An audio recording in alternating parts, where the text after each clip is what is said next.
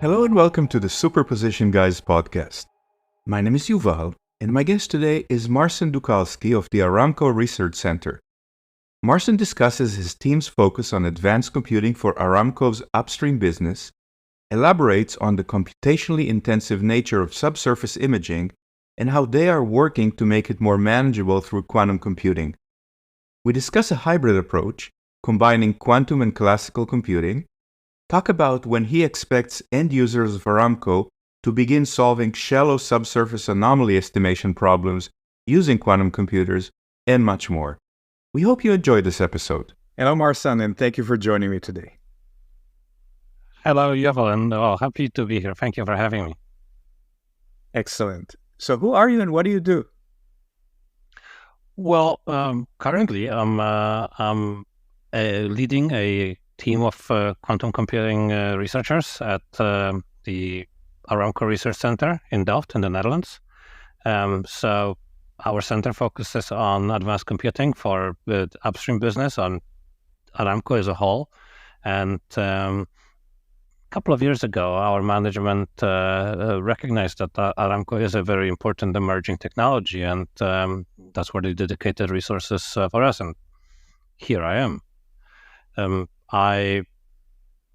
My history with quantum goes back, I think, more than 15 years. I have a master's in theoretical physics, which was on the high energy physics side of things, very much not applied.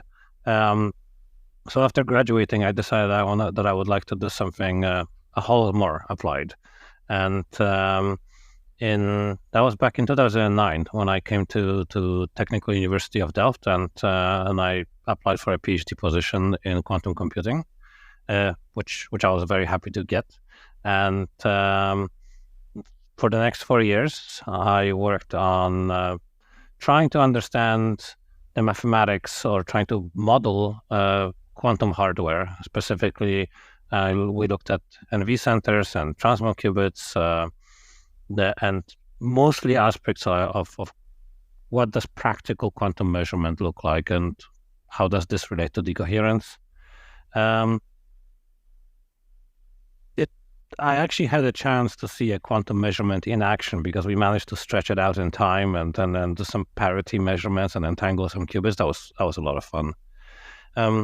But that was 2013, and there wasn't a quantum computing industry yet. And the other thing that I'm very fascinated about is energy. So I joined the energy industry, and I started working over there on some of the most computationally challenging problems that we have as a society, and that's subsurface imaging, and specifically for both oil and gas exploration, but also, say, storage of CO2 or hydrogen. A few years later, I got pulled back into quantum because the interaction between academia and industry has strengthened. And in 2018, I was what do they call it? An industrial advisor for the Quantum Delta organization. So it was really nice to see how quickly that industry has grown and that we can do things together. And then everything happened very quickly. In 2021, we started programming quantum annulars and started identifying some early use cases in geoscience. A year ago, we had our first in-house solver. A few months ago, we started processing gigabytes worth of data on our quantum computer, and we even started making our first maps of the subsurface that came out of a quantum computer output. So you don't do that every day, that's for sure. We're now looking at different quantum computing architectures, different strengths and weaknesses of different computers. It's a really, really exciting time. You mentioned subsurface imaging. That's like ultrasound for the Earth, right? What is the problem? What is the computational problem that you're trying to solve when doing subsurface imaging? Yeah, That's actually what makes it quite a difficult question to answer, right? When it comes to subsurface imaging, you're dealing with a very large amount of data in the process, and the quantum computers are just inherently not really good at handling large amounts of data. I mean, sure, you can try to store it in a superposition, but technologically, we're just not quite there yet. So there are quite a lot of bottlenecks when it's that we have to overcome. So we're looking at problems which are small enough, but at the same time difficult enough, such that we could benefit from quantum computers. And that process by itself is very difficult because there are just so many boxes that you have to tick on the quantum computer side, and you're trying to find an application to that. So it's a little bit like a solution trying to find a problem, and that's what makes it a little bit of a challenging story. But when it comes to subsurface imaging as a whole, in principle, it's a very large optimization problem that we're trying to solve, and as a result, it's a very good fit for analog quantum computing. The problem is that it's a matter of figuring out exactly how you're going to break it down into smaller pieces, what aspect you're going to optimize for first. So we take a two-pronged approach to this. One of them is that we try to identify a use case, and we try to write it in a way that is, quote unquote, quantum native. So we reformulate the problem and then hope that that it fits with the way the quantum computer would like to see it done. When the other way of doing this is we see the overall process of computation as a big logistical problem that we're trying to solve. So that's where we're trying to fall back on all those tools that have been developed already around quantum for operations research. And when doing subsurface imaging, you're trying to detect surface anomalies, right? So that's basically saying, is there a rock there? Is there oil? What's the goal of subsurface imaging, and why is it difficult computationally? That is a very good question. So, so imagine that you alluded earlier onto ultrasound or medical imaging. Over there, you have data acquisition, data processing, imaging, and then interpretation by somebody conducting the ultrasound, all happening in real time.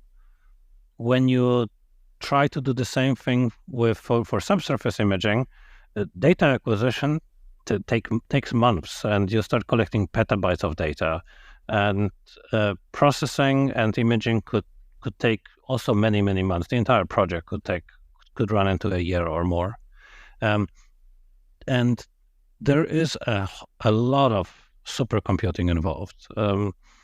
This kind of problem is probably one of the top 3 global consumers of high-performance computing. And that's why we actually have supercomputer workshops or high-performance computing workshops where people from the industry come together and think about how to solve those very difficult problems. And that's why many companies in our industries own or at least lease a supercomputer. And Aramco has 2 computers in, I think, top 40 of all supercomputers in the world.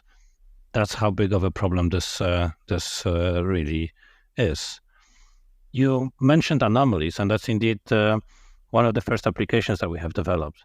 We realized that there is actually a small and difficult problem that we can solve at scale using analog quantum computing, and that specifically has to do with trying to identify anomalies which are below resolution limit. So a seismic image is just a collection of black and white wiggles, and it takes quite a number of years to actually start being able to make sense of what is what. But a lot of what is happening near the sources and receivers at the surface, because we can only image the subsurface from one side, of course, A lot of what's happening close to in the near surface can dramatically distort your image. So that's where you have, for example, a cave or an underground river, and those sound waves that are propagating through the subsurface get either accelerated or slowed down in those intrusions, in those anomalies. And what you can do is what should be generally roughly the trend in the data, but you don't know how to align it, and the alignment happens relative to each other, and that's what makes it so difficult to do. And that's what we tried solving. And once we found out what those time shifts are, we were able to then invert for the anomalies and get a map and identify where the cave is, or a shallow salt body, for example. In putting aside subsurface imaging, what other interesting use cases do you see in the energy industry? Well, there are probably many, but identifying a really, really good one is hard. I can tell you a couple of things that we have tried at Aramco. There is a team that looked into understanding chemicals, but those chemicals need to be quite simple. I think that the chemical use cases still requires the hardware to mature considerably. When it comes to things outside of chemistry, one of those very fun projects that we have done together with University of Maastricht is and our colleagues in Paris. We looked at how to address a load balancing problem when you have a lot of renewable energy in the system. So you're thinking about, I would like to build a lot of infrastructure for the next decades as we're transitioning into greener economy. That means that we're going to have a lot of intermittent energy sources. So for those, we need to think about what do we do with storage.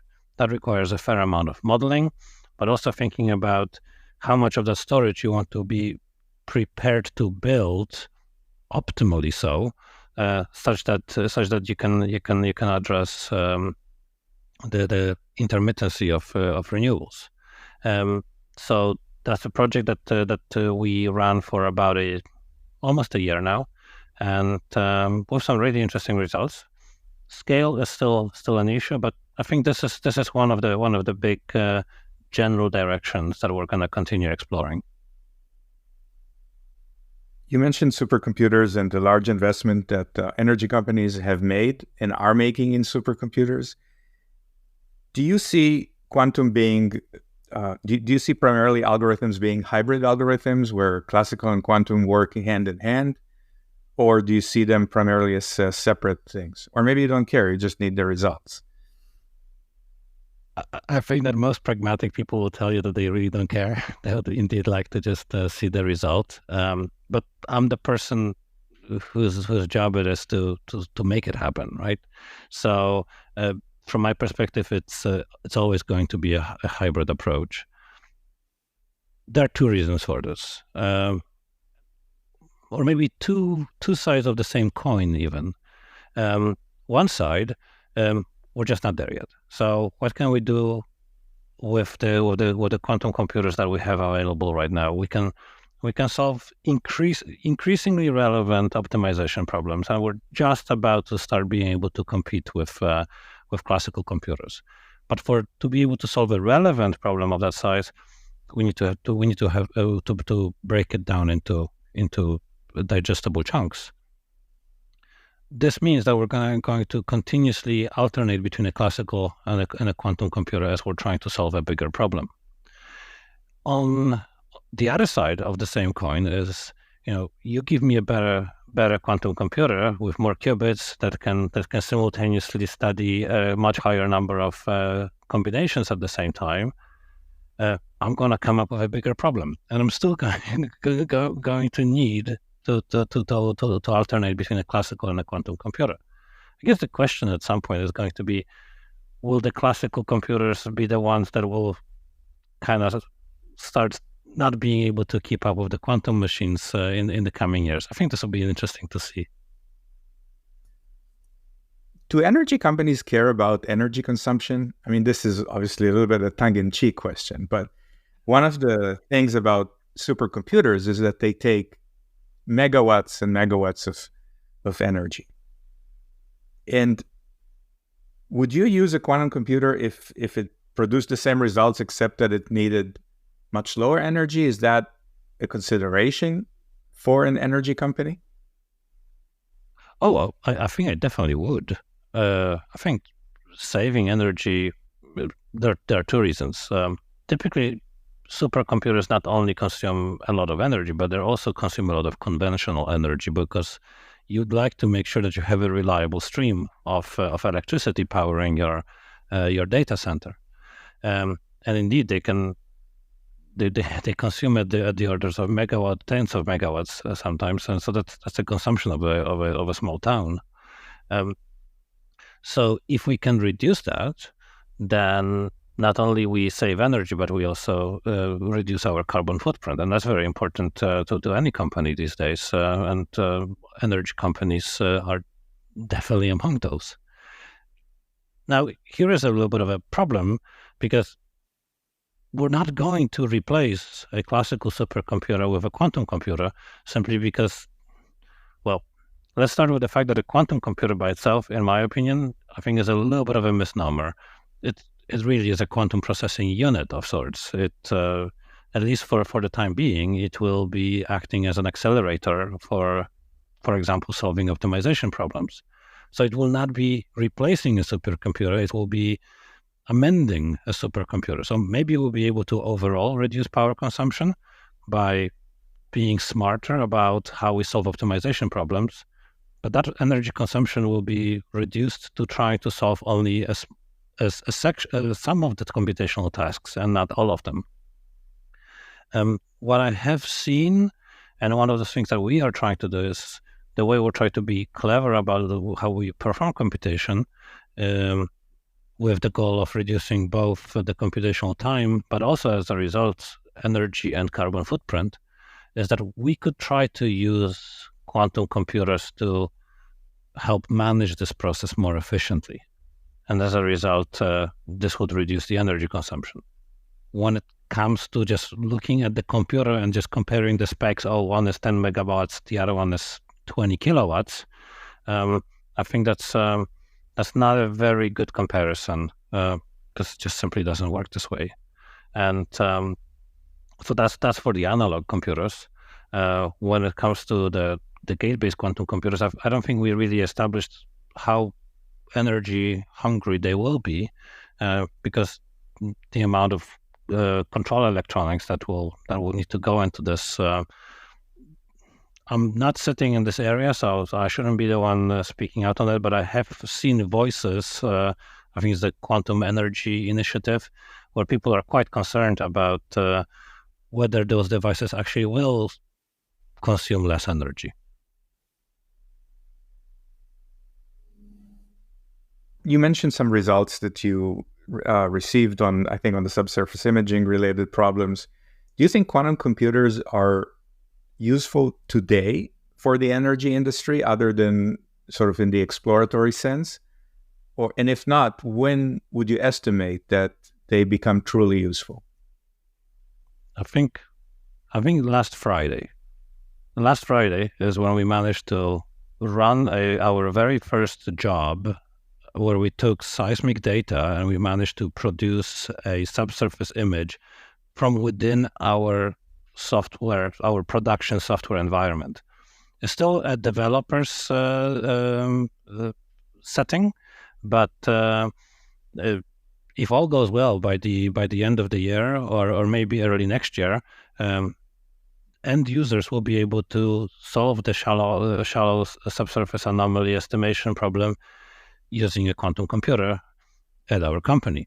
So that would already be useful. We've seen that the results can be better by a few percent. We can find a more optimal solution by about a few percent right now. So we're still testing and trying to understand under what instances we get better solutions, so that we can become more efficient like that. But that's a first application. So that's a drop in the bucket. It's I believe as far as business relevant use cases, it is an industry first. There were people, of course, we were standing, of course, and building up on the shoulders of giants. People have done geophysics on a quantum computer before us, so we've learned a lot from them. When it comes to other people in our industry, there is interest. I think there's a lot of quantum computing companies that are actually hiring experts from upstream industry to bridge that gap between a quantum computer and an application. I am personally involved in a workshop, or say a small conference, like 50 to 100 participants. So experts from high performance computing in the upstream sector coming together. It's actually happening next week in Switzerland, and for the first time in the history of this workshop, we have an entire session dedicated to quantum computing. So the demand for knowledge about quantum computing, I think, has reached that threshold where we have a session, and who knows, maybe in a couple of years we'll have our own conference. I'm quite confident that this is coming. So first results, that must have been quite a celebration internally. Congratulations. Thank you. What kind of help do you need from companies outside the energy industry in achieving your goals? So you mean specifically software or quantum hardware providers? Software, hardware, algorithms, academia, anything that might help you. Yeah. So I think that very much depends on the technical readiness level. I mean, the journey starts by really identifying a use case, and then you prototype, and then you develop, and then you have to think about integrating with HPC, and then you benchmark throughout, and then you update, because probably by the time you've gone through this process, there's a new release on the hardware which can do so much more. And so I think there's room for everyone. So when it comes to academia, we're doing quite a lot of projects with students, both masters and then PhD students. Where we're offering internships. That's we have professor sabbaticals even in our office. So there are a lot of people out there who are really interested in trying to do practical quantum computing. That's something that we are proud to offer at Aramco in Delft. When it comes to service providers, I think they play a very important role in the sort of the technical readiness level, say 3 to 7 area. And I think what is very important is to have a very good relationship and just work together very closely.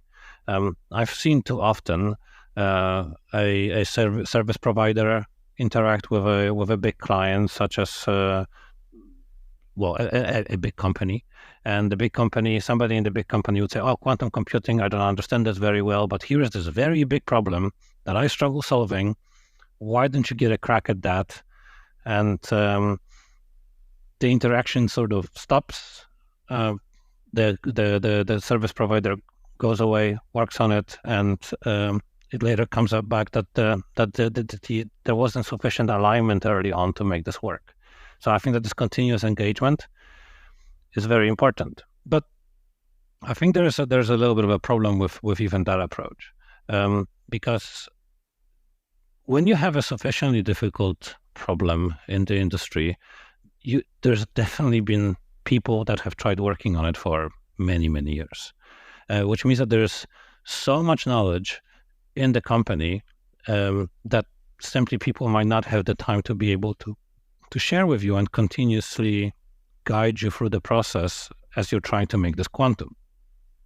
So I think a very viable approach, and that's an approach that I personally prefer, is to have a tool where a service provider comes and say, "Hey, look, I am really good at solving that class of problems," and it's a sufficiently broad class. And then a person, and such as myself, a researcher in the industry, in collaboration with the service provider, is able to very quickly identify the use case that fits that class, and then with just a little bit of tweaking, things can progress. And seeing how we're trying to solve NP or NP hard problems, I think that identifying those classes and how efficiently things scale is probably the most efficient way to go. Hoping to see a 10, 20, or 100 people startup or scale up and work on a very important big use case of a 100,000 people company. I think there is a bit of a mismatch of scales to sort of see this really come to fruition. And so here, what I was talking about, I was mainly focusing on trying to solve optimization problems with analog quantum computers. When it comes to gate-based computers, I think we're still already from the point of, from academia, and then as you go up the TRL chain, we need to know a lot more about what quantum software will be able to do from input all the way to output. Not just, we have some computational complexity scaling in the middle bit, but loading a particular bit of data into the quantum computer suddenly has this exponentially scaling complexity component to it. And those two things cancel out. I think it's really good to we start communicating openly about the entire production chain, as those QPUs will be accelerators, or maybe should they become a standalone quantum computer in the future. I think these are the two important things that are quite important to have. I believe you're in Europe right now, so as we are recording this, it's getting close to dinner time. So let me ask you a dinner hypothetical. If you could have dinner with one of the quantum greats, dead or alive, who would that person be? That is a tough question. But I think I may have identified a very interesting, soon-to-be quantum great, and that person is not a physicist. I came across a very interesting article a couple of weeks ago from I forgot who wrote it, but it was talking about Susanna Glickman. I hope I pronounced it correctly. So she is a recent PhD graduate who wrote a very first PhD on the history of quantum computing. I think that just really speaks to the imagination, and it's a testament of how far we've come as a community, right? When we have our history books written about the effort of trying to build a quantum computer, and how did it come to be that you have gone from a relatively speculative technology that came from just the idea of how do I factorize numbers with a bunch of qubits, whatever they are or whatever they do, all the way to a multi-billion-dollar industry and really large governmental support across the board globally. I would really like to have a chance to chat with Susanna, especially that I was trying to read her thesis and I saw it's under embargo for another 5 years. I'm hoping she will publish this book. I'll try to be the first one to buy it, but maybe something for you to think. Maybe you could invite her on the podcast first, and we can get a preview. That's an excellent idea. Marcin, thank you so much for joining me today. Thank you for having me, Yuval. It was a great pleasure.